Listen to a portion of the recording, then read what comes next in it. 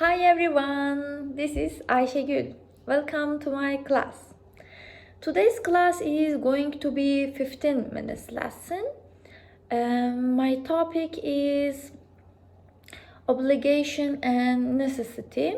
My target structure is must and have to. So before starting the lesson, I wonder that how are you? How is it going? Are you good? You feel good? You feel energetic? You feel energetic also because you got the ticket that you have been waiting for. Good for you. And you feel depressed because of the weather, but I'm gonna make you energetic because we will make a very good lesson today, okay?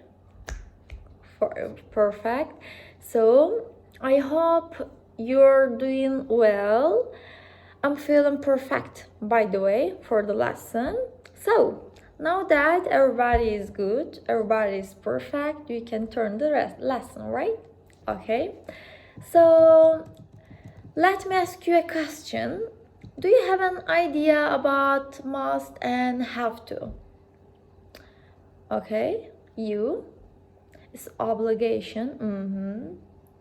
You is necessity. You, of course, you can ask a question.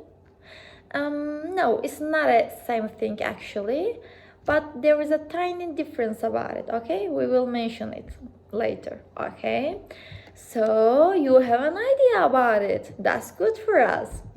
So today we are going to mention about the difference between must and have to. It's not a huge problem actually if you use must or have to in each other, but in order to be more accurate, we must see the difference, okay? So firstly, let's see both of them together for make it compare, okay? So if you see both of them together, I think you can compare and analyze and you can understand much more better. So that's my opinion, of course. So let me give you two general description. So let's see. Must and have to are related concepts that express the idea of something being required or mandatory. Our second description is must and have to are both modal verbs, of course, that express a strong sense of obligation and necessity, but there are some differences how they are used, okay? So let's see both must and have to rules together. I collect the tiny titles for make it regular, so that you can see the rules clearly, so we can study like regular titles. So I will give you, by the way, the paper that I prepared the rules after the lesson, so you can study with the paper, okay? So our first title is authority, okay? Must is considered to be more formal or authoritative, while have to is more informal and conversational, okay? Must is often used in official or legal context, and while have to is used in everyday speech, okay? Maybe you used to listen like that, okay? Yeah. So our other tiny title is personal desire, external obligation. Must often implies a personal obligation or decision, while have to implies an external obligation or requirement imposed by someone or something else, like authority, like future boss or something like that. Okay, so let me give you an example for make it more clear. I must exercise every day to stay healthy. Okay, you have an idea? Yeah, it's personal. It implies a personal decision or commitment, right?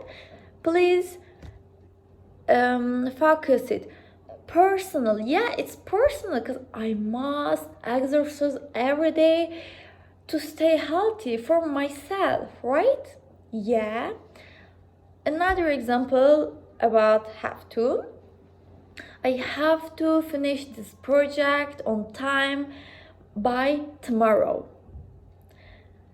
It implies an you external, perfect. It implies an external deadline or requirement imposed by a boss or authority, as I mentioned before, right? So, is it clear? Perfect. Our other title is, tiny title is present desire feature. Must is usually refers to present or immediate obligations, while have to can refer to future obligations as well. For example, I must leave now. It implies an immediate need to leave, right? Because I don't plan to go immediately. I just realize that I must go now, right? Yes. So let's see another example for have to. I have to meet with my boss tomorrow. It implies a future obligation, right? Because I have planned this and I decided to have to meet with my boss because maybe my boss said to me, meet me tomorrow, you have to meet me, and this is obligation, of course, so it implies future, right? Okay, so another title is affirmative, desire, negative. So class, please attention here because I think it's important. Must is just used in affirmative sentences, while have to is used in both affirmative and negative sentences, okay? For example, must, I must go to the meeting is, yes, of course, affirmative. But I don't have to go to the meeting is negative, right? Yes, is it clear for everyone? Perfect. Another, okay, but before in a summary, while both must and have to express obligation or necessity, must is more formal, and implies a personal decision or commitment, right? However, have to is more informal and implies external obligation requirements, right? Yes. So, additionally, must is more commonly used in present tense, as we mentioned, and while have to can be used both present or future, and we have gave an example sentences. Okay, so is it clear? Perfect. So another title is politeness. Must can be perceived as more direct, and less polite than have to. Like it sounds like that, right?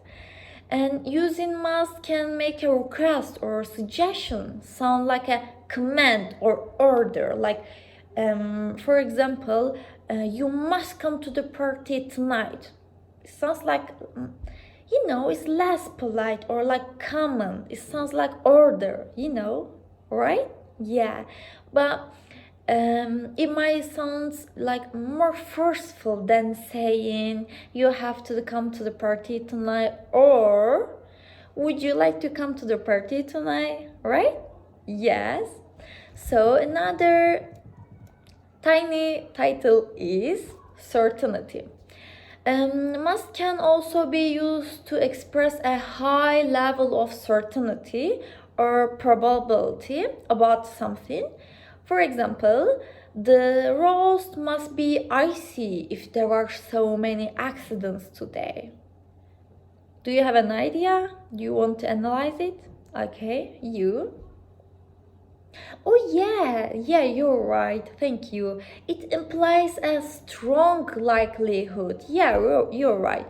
Whereas, let me give you another example about have to. We can compare it. The roads have to be icy. You, please.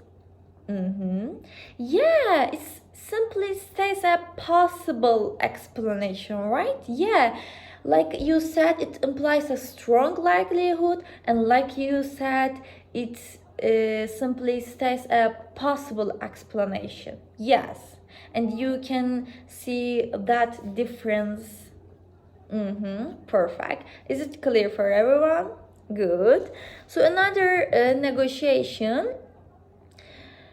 Another title is negotiation. When expressing the absence of obligation or requirement, must not is used of don't have to. Okay?